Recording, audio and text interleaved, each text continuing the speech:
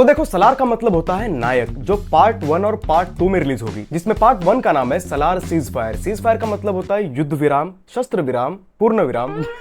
नहीं। अब पार्ट 1 में ही युद्ध विराम लिखा है, तो पार्ट 2 में क्या होगा? अब ऐसा क्यों है, ये मूवी देखने पर ही पता चलेगा। बट कहा यह जा रहा है कि in terms of action and skill Salaar KGF से बहुत ही बड़ी फिल्म होने वाली है, जिसमें पार्ट 1 का ही बजट है 250 करोड़ रुपए और पार्ट 1 पार्ट 2 मिलाकर बजट बताया जा रहा है 400 करोड़ रुपए और केजीएफ 2 का बजट था सिर्फ 100 करोड़ रुपीज। तो ऐसा तो नहीं होगा प्रभास की फीस ही इसमें 100 करोड़ रुपीज?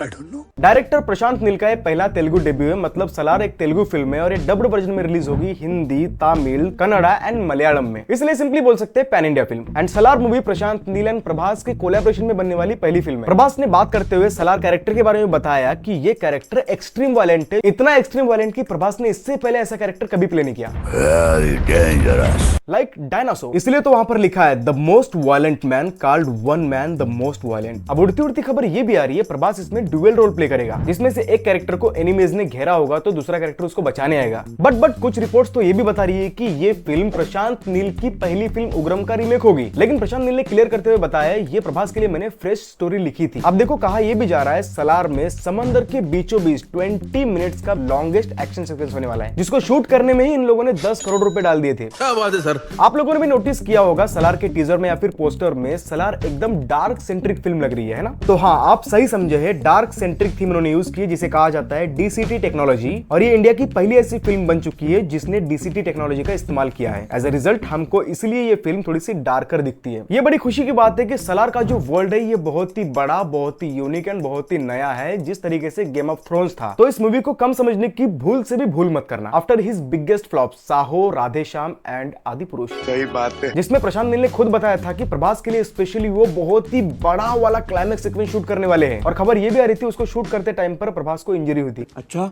अब बात करते हैं केजीएफ सिमिलरिटीज एंड कनेक्शन के बारे में, जहां पर हम गूगल पर सर्च करते ही सलार के बारे में देख सकते हैं। यहाँ पर साफ साफ लिखा है एक गैंग लीडर अपने मरते हुए दोस्त को वचन दे रहा है। तो मरता हुआ दोस्त कौन? क्या ये रॉकी तो नहीं? और हो सकता है ये गैंग लीडर केजीएफ 2 का फरमान ही निकले, जिसको केजीएफ 2 में मरता हुआ तो दिखा है, लेकिन जब रॉकी उसकी बॉडी लेकर आता है क्या आपको चेहरा दिखाया था? मतलब फिल्मों में जब तक चेहरा दिखता नहीं तब तक इंसान मरा नहीं। एंड फरमान की माँ का रोल प्ले किया है ईश्वरी राव ने। अगर ठीक से कास्टिंग में देखा जाए तो सलार की मम्मी भी वही प्ले कर रही है, तो क्या ये साइन है कि वही सलार बन के लौटेगा? इससे प्रेडिक्शन लगाना थोड़ा सा मुश्किल भी हो जाता है, क्योंकि केजीएफ चैप्टर 2 में उस लड़के का नाम था फरमान और यहाँ पर इसका नाम है सलार। बट जैसे मैंने बताया सलार का मतलब होता है नायक यानी लीडर, तो उसका कुछ तो नाम होगा, अगर नहीं तो ये तो सल्लू भाई जैसी बात होगी। मेरा कोई नाम नहीं है, लेकिन मैं भाईजान नाम से जाना चाहता हूँ। सलार एंड केजीएफ का कनेक्शन बता ही रहा हो तो रूमर ये भी फैल रहा था कि सलार में केजीएफ के रॉकी भाई का एक छोटा या फिर मोटा केमियो जरूर होगा। अब फैंस ये प्रेडिक्शन इसलिए लगा रहे थे क्योंकि सलार के प्री लॉन्च इवेंट में यश भाई भी नजर आए थे। तो क्या ऐसा होगा सलार में यश का केमियो होगा, रॉकी भाई की डेथ होती हुई दिखाई जाएगी, तो उसका बदला लेगा सलार आगे चलकर एकदम डायनासोर बनके। अब केजीएफ एंड सलार की सिमिलरिटीज की बात करें तो कुछ चीजें हैं जो दोनों में कॉमन है, जिसमें सलार एंड केजीएफ का सेट ऑलमोस्ट सेम लग रहा है। जो same warehouse and structure हमने सलार के टीजर में देखा, but according to Prashanth Neel उसी सेट को दोबारा इन्होंने सलार में यूज किया है। ओनली डीसीटी टेक्नोलॉजी इसमें बढ़ाकर इसमें डार्कर टोन ऐड किया गया है। वो इसलिए या तो स्टोरी लाइन सेम रहेगी या तो